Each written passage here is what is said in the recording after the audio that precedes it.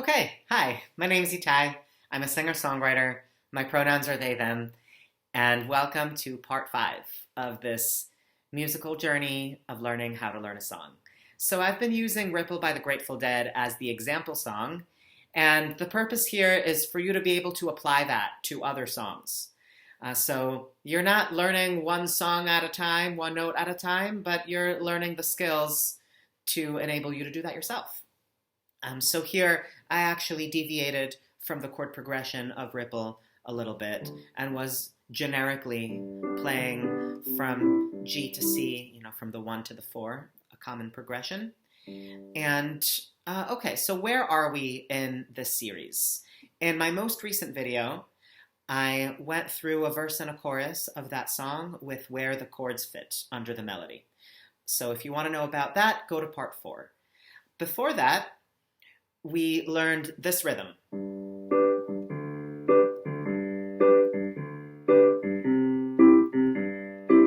That is my imitation of what's going on with all of the instruments. If I were going to distill that down to something you can do on just solo piano, I feel like that's a rhythm that works. So before that, we learned about chord progressions, and you might have spent some time practicing stuff like this.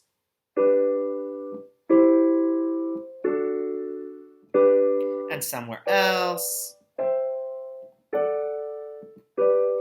Okay, so if you're watching this video, then you're familiar with everything I just talked about. And if you're not, it might be helpful to go back and watch the earlier videos. Okay, so where are we now? If you're going to play this rhythm for an entire song, it might work, but it might get a little stagnant, boring. It's a good place to start, but let's continue. So, here's a thing you can do.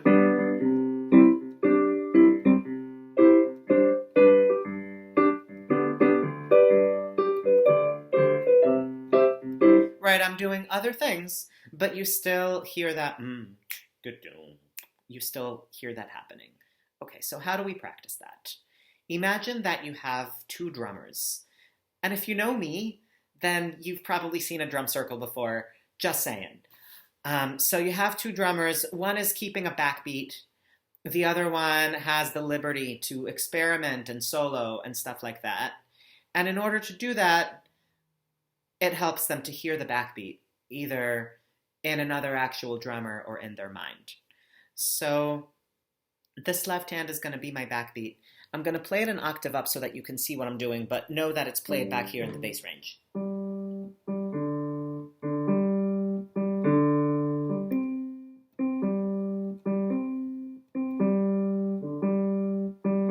Okay?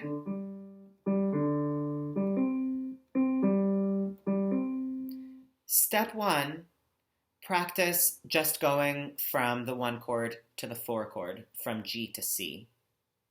Once you have that, practice it with the whole progression, because a thing that happens a lot, especially when you're starting out, is that you lose track of where you are in the progression. So practice this until we can have a conversation while we're playing this. And then, instead of back and forth from G to C, the progression of the song. If my words did glow like the gold of sunshine, and it stays on C, and my tune was played on a harp unstrung, would you hear my voice come through the music? Would you hold it near as it were your own? Okay, that was the verse.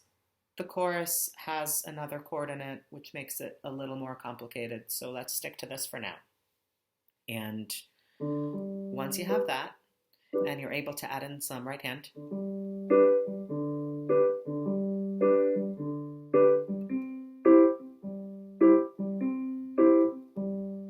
your right hand's basically just like on the 2s and 4s, And we want to retain that 2 and 4 feel, but make it more interesting.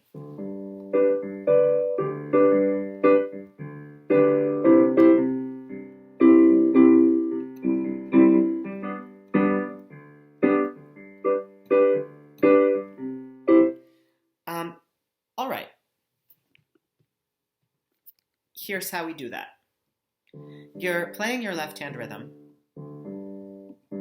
and you're singing what you want happening in the right hand.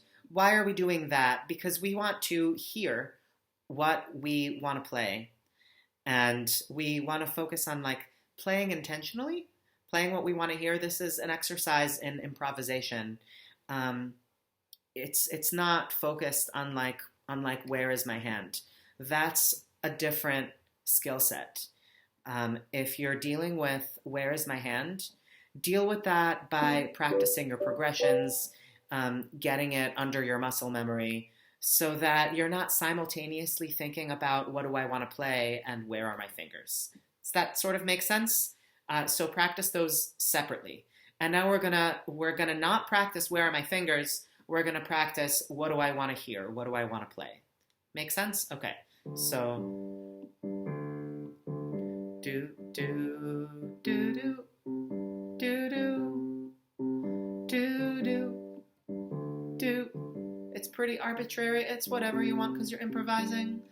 Do do do do do do, and sing a do wherever you want there to be a beat in your right hand. Boo, do, do, and it could be a little syncopated. Do, do, do, do, do, do. All right, you understand. Now let's make it happen in our hands. Pick just one voicing because, like I said, you don't want to simultaneously be like, where are my fingers and what do I want to play? Practice those separately. So pick just one voicing. I'm going to do this one. And practice landing that chord in different places.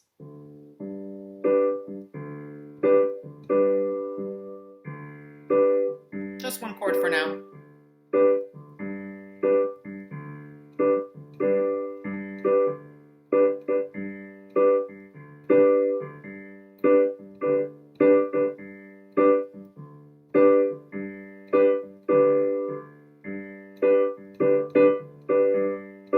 You might notice that you would want to repeat some notes in the left hand where there's like a little bit of a space. You might have heard me do that.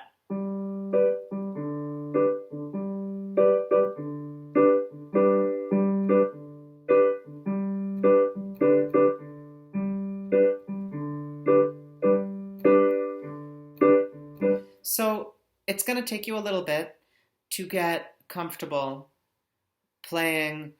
I mean, it's enough to just keep the same rhythm, just to keep this. That might even take you a while, let alone improvising a rhythm in the right hand while you're maintaining this in the left hand. So start just doing that with one chord. And then when you're ready to switch chords, switch chords.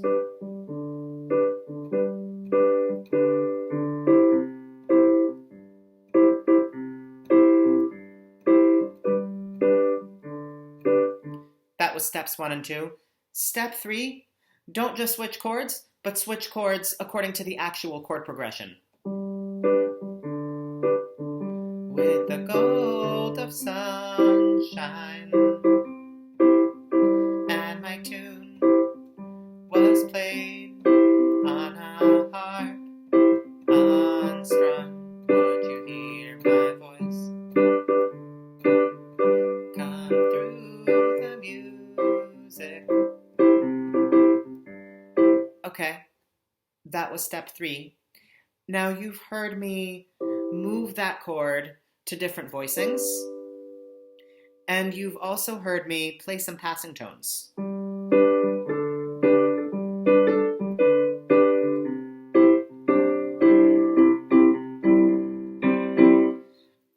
yeah, so those inversions, moving that chord to a different place, does kind of add something to the rhythmic feel by playing some higher, some lower.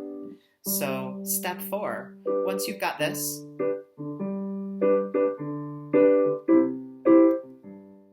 try switching the voicing. And I realize this might take you a couple of hours, this might take you a couple of weeks to practice. But you're not just learning one song, you're learning something you can apply to other songs. So now those passing tones. I was playing ninths. That is the note that is right after the root note. So if your chord is G, that would be A. If your chord is C, I was playing Ds. It's just a way to make the chord a little bit richer without being like too, dissonant, nothing that's too much of an interruption for the song. Okay, so that's rhythm. Here's putting it all together.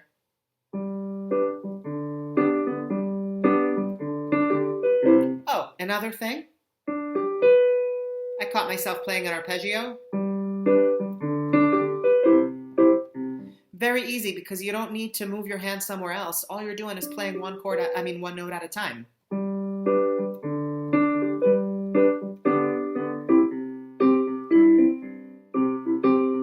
Or this.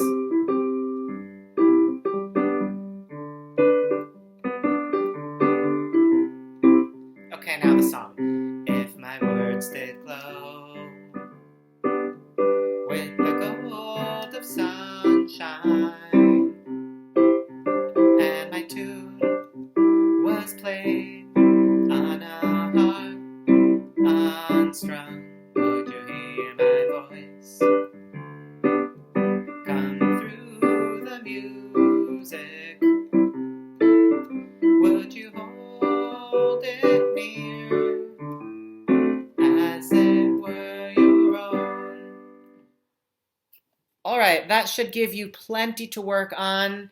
And in the next video, I'll talk more about scales. That passing tone thing I was doing, there are actually other notes that you can play in your right hand while you're accompanying. We're getting a little advanced, so if you've been with me, if you've been practicing this stuff, you are doing so well, and I'm so proud of you. Thank you so much for being with me on this journey, and looking forward to the next one. Happy practicing.